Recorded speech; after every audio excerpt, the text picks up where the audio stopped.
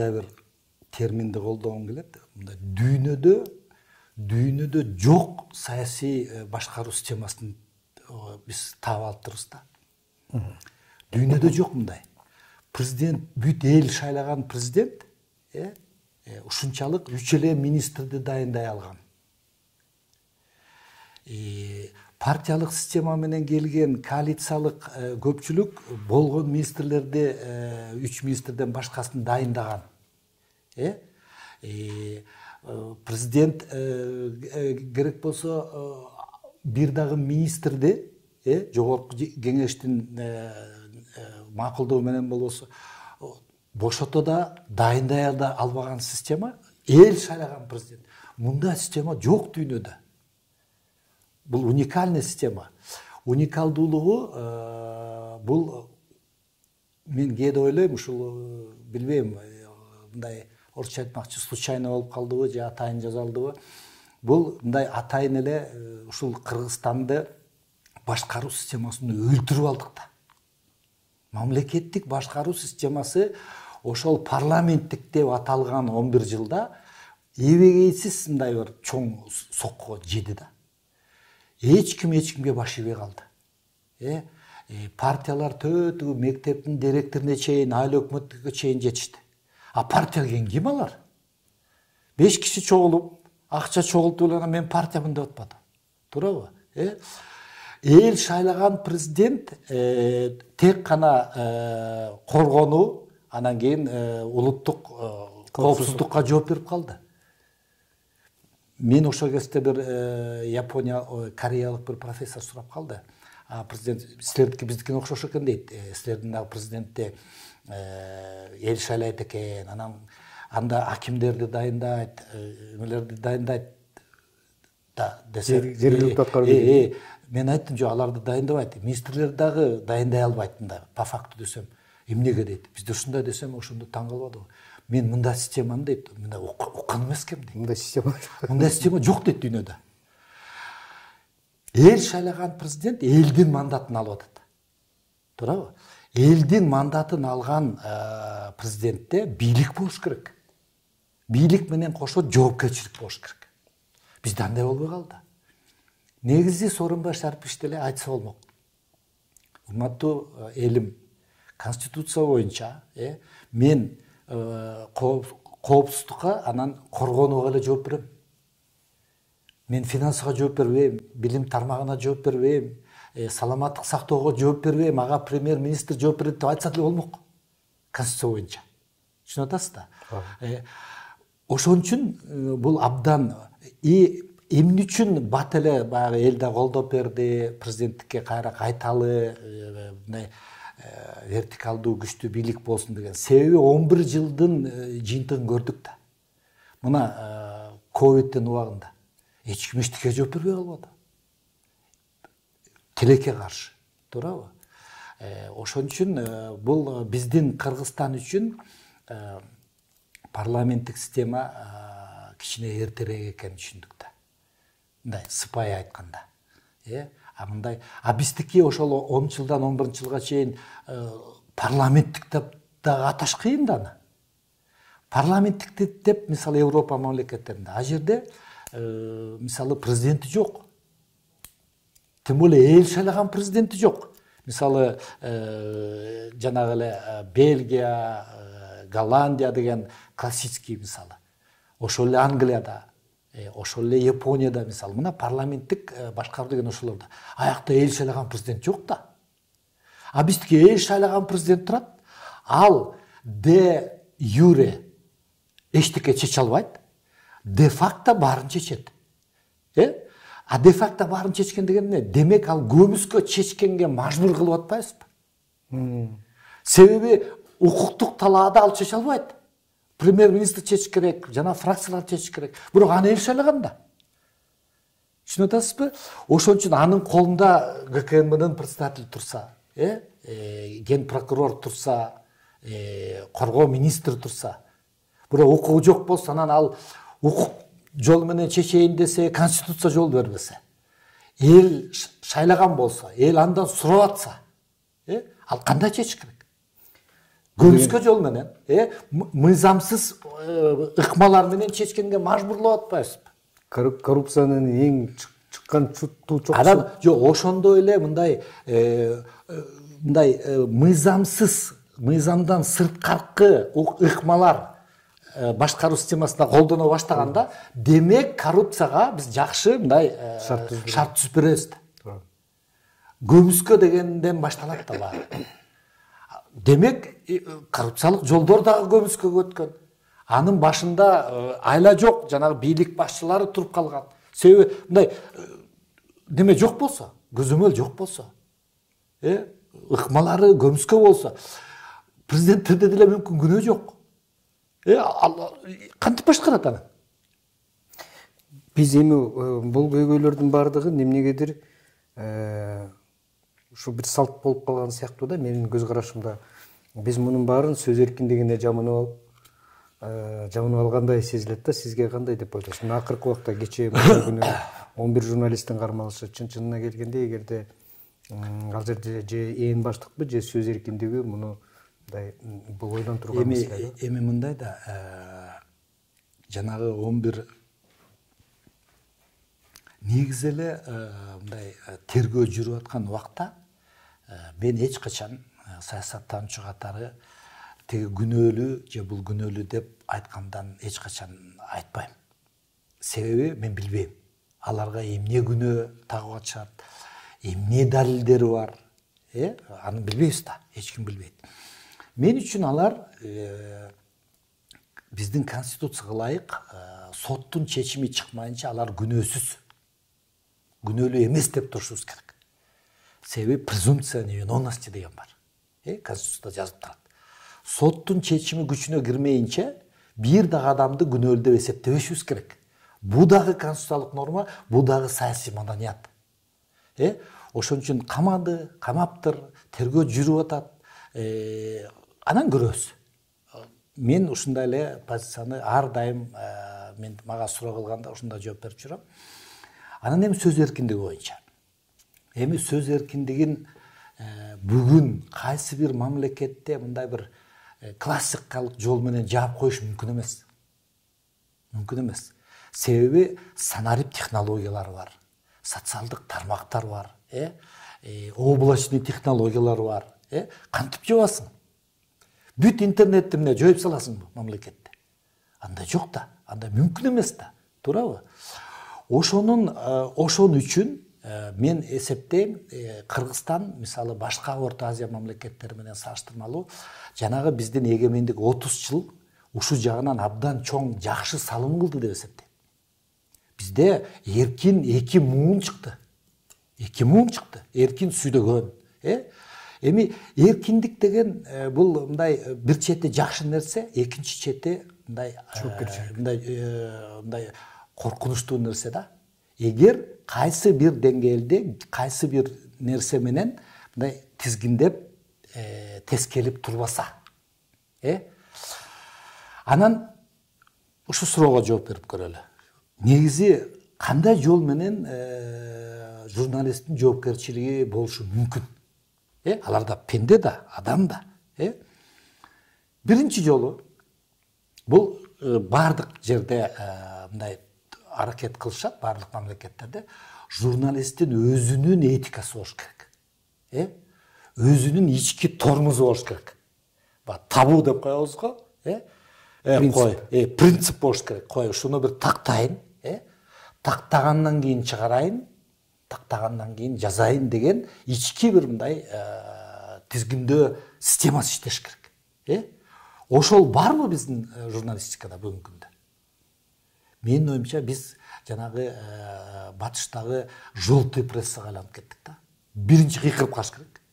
Сенсация. Баланча камалыптыр. Анан бул эми рынок. Кайсы агенттик биринчи кыйкырса, ошонун подписчиктери көп болот. Ошонун рекламасы көп болот. Ошол агенттик же болбосо жеке блогер ошончо акча тапса болот. Сөздүн ачыгы. Бул жерде акча ойноп атат да. Не обязательно акча берет, подписчиктери көбөйсө, маркетинг деген нерселер бар да. Демек, ошол этикалык принцип болуш керек. Блогерби, журналистиби, агенттикпи тактамайынча, далил болмоюнча, реальный фактылар болмоюнча сенсацияны жарыялабай туруш керек, менин жеке пикиримде. Жок, эгер ал жокпу, ал жок болсо, ким каалаган журналист каалагандай фактыларды бурмалайбы же чала түшүнөбү же сенсация үчүн да жарыялап коюп атабы, ал, значит, биринчиден ал бирөөгө күнөө тагып атат. Туурабы? Баланча уур экен. Баланча миллионду урдуп алыптыр деп атат. Же болбосо айтып атат.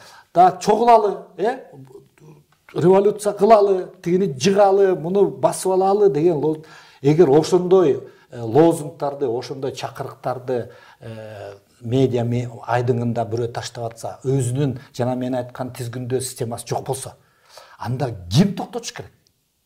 Албетте мамлекет. Албетте мамлекет токтотуш керек. Бийлик токтотуш керек. Туурабы? Ал мүмкүнчүлүк берип атат да.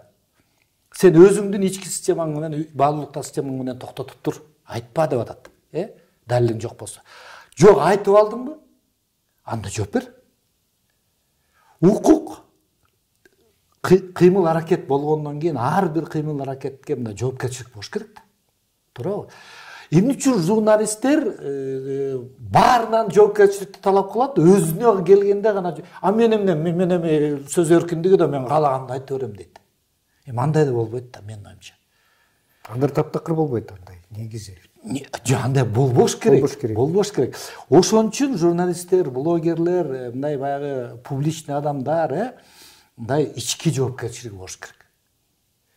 Ички жоопкерлиги жок болсо, анда мамлекет мажбурлаш керек.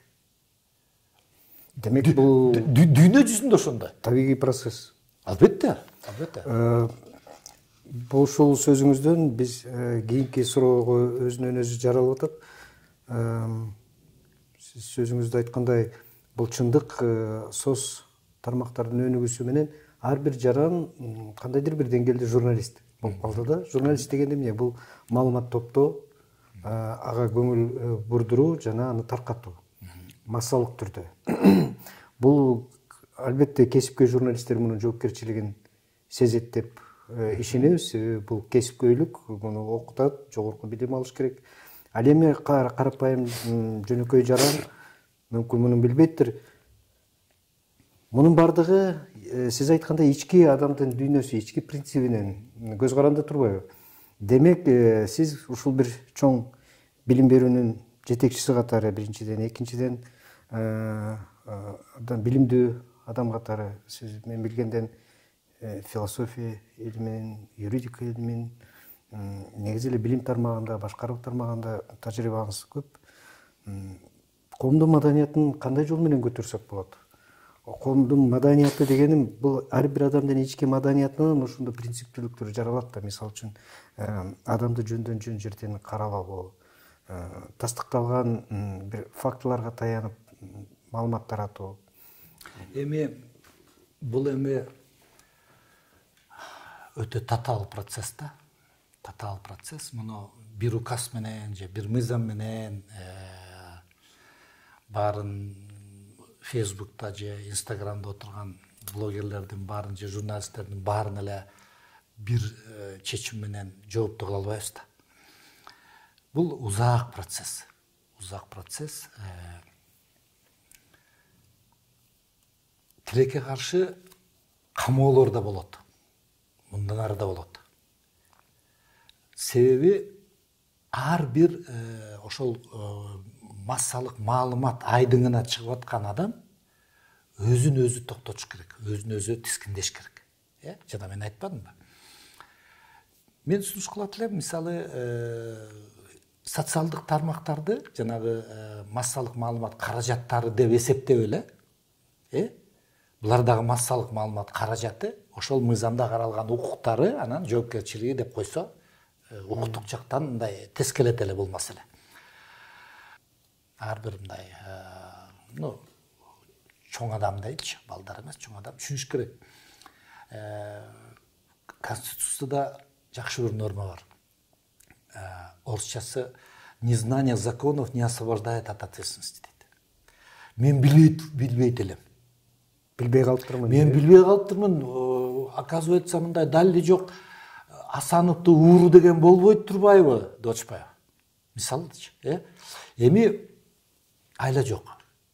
Элдин баарына биз юридикалык мындай сабаттуулукту жайылтышыбыз керек да. Ой, кандай билбей каласың, эми юристтун деле кереги жок го, Мындай эле биздин эле кыргыздын эле мындай асыл нарыктарынан алсак, диний көз караштан деле алсак, далилиң жок болсо, эч бир фактың жок болсо, кантип сен Асановду же Ивановду ууру, коррупционер деп атасың? Деп бул эми билбейм, бул адам, нормальный адам өзүнө өзү мындай жооп бериш керек го дейм. Бул буга мындай терең билимдин деле кереги жок. Бул ар бир үй бүлөдө ушундай тарбиялашыбыз керек да. Сен бирөөгө мындай жаман айтпа эгер далилиң жок болсо. Туурабы? Бул элементарный нерсе да. Ошон үчүн эми бул долгий процесс, узак убакыт алчу процесс, бирок жанагындай камоолор, кайра бошотуулар, штраф төлөп атышат, СИЗОго отуруп чыгып атышат, ошонун баары чагылдырылып атат. Ушул процесс дагы таасир этет. Таасир этет. Буну жашырбай эле айтышыбыз керек. Таасир этет, кой болбойт экен. Оказывается, эми жөн эле айтып коюш дагы туура эмес экен деген сезим болуш керек да. Анан кийин өзгөчө социалдык тармактарда отурган коомчулук, эми көп эле кишилер отуруп, жазып, өз пикирин айтып атпайбы? Ошолордун да позициясы керек да. Биз баарыбыз нормальный адамдар баарыбыз айтышыбыз керек да. Бирөөнү мындай кыйбат кылба деп коет го молдокелер. Бул жакшы сөз. Далилиң жок болсо мындай күнөө койбо. Туурабы? Далилиң жок болсо анан жоопкерчиликти сезип туруш керек да. Сенин мисалы 5000 подписчигиң болсо, сенин ар бир оюң сен ошол 5000 кишиге жибердиң деген сөз да. А 5000 киши деген уже бул масса. Масса. Туурабы? Массалык маалымат деп атпайбызбы? 5000 киши масса деп. Туурабы? Керек болсо 1000 киши масса. Анан кийин мен эми керек болсо мен жазганды окубай койбойбу деп атпайбы? Анда сен үйүңдө отуруп алып күндөлүгүңө жаз, анан эч кимге көрсөтпө. Анда ал сеники. А сен өзүңдүн баракчаңа 5000 подписчиги бар чыгарып коюп, анан кийин мен жеке, бул жеке эле оюм деген, ал уже жеке оюң эмес. Социалдык тармакка чыккандан кийин сенин оюң, сенин позицияң, сенин чакыргың уже коомдук болуп калды. Туура. А сен Фейсбукка жазсаң, ал уже сенин уже коомдук позицияң. Туурабы? Ал башка нерсе да. Эми биз коомго үй бүлөдө болуп аткан же үй бүлөдө сөздүн баарын эле чыгара берсек, ар ким? Анда эмне деген мамлекет болобуз? Ошон үчүн ар бир эркиндик, тек гана сөз эркиндиги эмес, любой эркиндик жоопкерчилик менен байланыштуу. Жоопкерчилиги жок эркиндик ал эч качан жакшылыкка алып келген эмес. Кандайдыр бир жоопкерчилик жана кандайдыр бир тизгиндөө жолу болуш керек.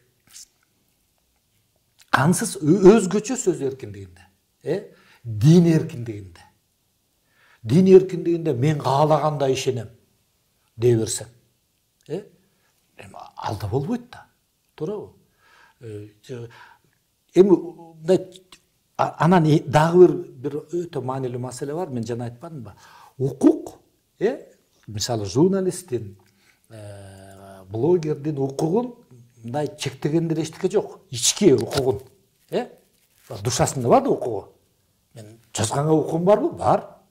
Жаза бер. Каалагандай нерсени чыгарганга укугум барбы? Укугум бар. Бирок жоопкерчилигинде бар. Укугуңду эч ким чектеген жок. Сен укук деген эмне? Сен аны жазсаң болот, жазбай койсоң да болот да. Укукпу? Укук. То есть укук менен колдонсоң болот, колдонбосоң да болот да. Укук деген ошо да. Эгер сен өзүңө ушул сен чыгарчу маалыматың, чыгарчу чакырыгың, кандайдыр бир далили начарыраак болсо, фактылар азыраак болсо, же болбосо кандайдыр бир мындай коомдук бир терс маселелерге өтүп кетерин өзүң сезсең, анда колдонбой эле кой ал укук менен. Укук менен колдонбой коюу дагы укуктун бир белгиси. Туурабы? А эгер колдонсоң, анда сен уже мен жоопкерчиликке даярмын деген сөз. Мен ошол жоопкерчилигимди сезип туруп чыгарып атам дегенди билгизет. Ар бир адамдын сиз айткандай ички туюму, принциби, дүйнөгө көз карашы, орусча айтканда сиз айткан бул конкреттүү поступкасы менен биз мамлекеттик түзүлүштү өз кезегинде өлкөнүн тагдырын аныктарыбызды биз унутпашыбыз керек деп билдиребиз. Мен ушул жерден дагы бир нерсени кошуп коеюнбу?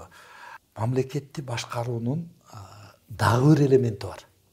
Ошол элдин баалуулуктары, элдин саясий маданиятынын деңгээли, ички дүйнөнүн тазалыгы. Мен каалаганымды жазайм, мен эркинмин, мага эч ким указ эмес деген позиция болсо, анда мамлекетти башкаруу кыйын. Туурабы? Мамлекет өзү бир убакта адамзат баягы орусча айтканда первобытное общество деп жүрбөйбүзбү? Ошол кезде мамлекет жаралган да. Мамлекетте биз тек гана жанагы территорияны немелерди айтпашыбыз керек. Мамлекет жөнүндө теорияда мамлекет деген бул бийлик бүтүмү, бийлик системасы. Ошол бийлик, мисалы, президент, жогорку кеңеш, парламент, мисалы, соттор, милиция, мисалы, түрмөлөр, адамзаттын жаралып өсүшүнүн бир этабында пайда болгон да. Туурабы? А эмнеге? Себеби күчтүүлөр алыстады, тоной баштаган. Башка, то есть калыстык жок болуп калган. Вот мамлекеттик органдардын түзүлүшүнүн тарыхы ошол калыстыкты орнотуу. Туура. Күчтүү алсызды келип тепкилеп атса, алсыздын күчү жетпейт, анын бирөө болуш керек кайрылганга. Айланайын, могу мени келип тепкилеп атат. Бул күчтүү, мен эчтеке кыла албайм дегенде, анан кандайдыр бир күч келип, ошол күчтүүнү айтыш керек да, ай, болбойт деп. Ошол мамлекет, бийлик. То есть бийлик, мамлекет адамзаттын мындай өнүгүү этабында бир жерде бир муктаждык болгон. Ошолорду түзүүгө. Байкасаңар, милиция, сот, мамлекеттик башкарууду иштегендер мындай материалдык эч продукт чыгарбайт. Туурабы? Мисалы, докторлор ден соолугун карап атат, мугалимдер билим берип атат, куруучулар үй салып атат. А соттор эмне иш кылат? Адилеттүүлүктү. Көрдүңөрбү? То есть материалдык эчтеке жок да. Бирок ошол бийлик системасындагылардын эффективдүү иштеши калган элге маанилүү экен да. Рахмат сизге. Жогорку.